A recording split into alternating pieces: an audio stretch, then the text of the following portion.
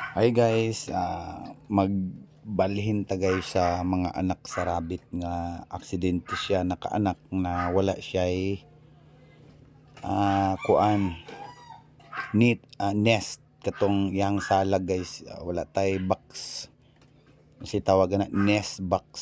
So butangan na to siya nest box guys, kay nakaanak siya og 7 ka buok and then nara sa salog. So nag-assemble kog box and then ato siyang isulod guys. And then tip na ako sa mga nag-alaga og rabbit na kung inyo silang hawiran ang anak, dapat nakagwantis ka o nakagloves, kay ang imuhang singot, ang atong singot guys, mapunta dito sa panit sa anak, kaya man na siya balhibo, pwede na siyang patyon sa inahan. So patyon na siya sa inahan guys, kay abi niya og natakdan pagka wakwak ang yang anak.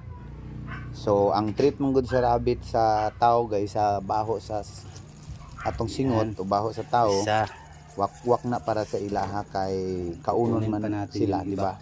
Ato man silang sudanon, so mahadlok na sila sa tao. Iyan dalawa. And then guys, inaani, so ang pag-transfer, aksidente kagabi, nagpa-breeding ko sa kong rabbit. Pero pagtanaw na ko pagkabuntag nanganak ang isa, may ragani gid wa na ko ni mapakastahi gabi, kay isog man siya, so dili siya magpakasta.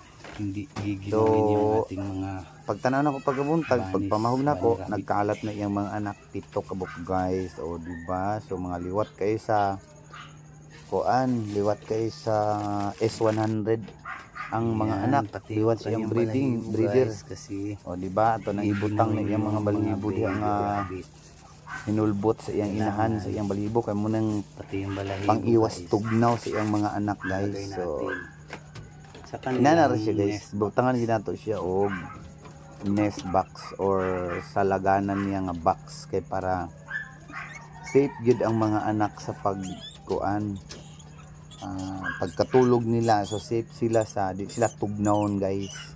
So kini man god is nalimtan ako, kumpiyansa lang kayo, kay lagi gamay ra siya tiyan, pero gamay tiyan lagi, pero daghan kay siya anak 7 ka buok.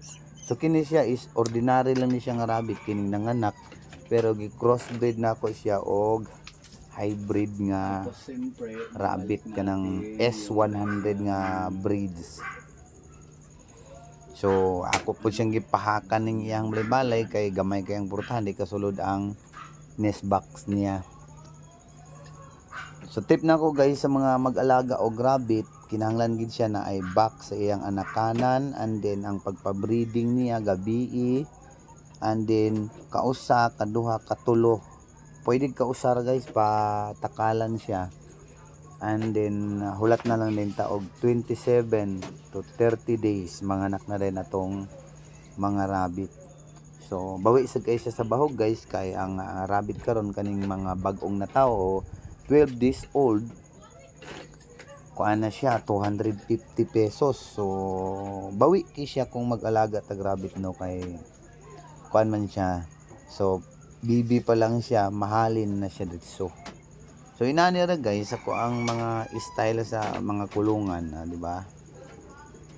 Muna siya ang pag safety sa mga rabbit. So kinahanglan na siya ay box para dili tugnaw yang mga anak, unya safe food siya sa padidi sa inahan, kay mosulod ra ang inahan. And then tip sad nako kay sa uban nga mga nga buhi og rabbit, mabala ka sila kay dili kini niya patutyon. So tibuok adlaw guys, dili gina nimo makita nga magpadidi siya sa iyahang anak, kay ang mga rabbit naugalian na nila nga kadlawon sila magpadidi sa ilang anak.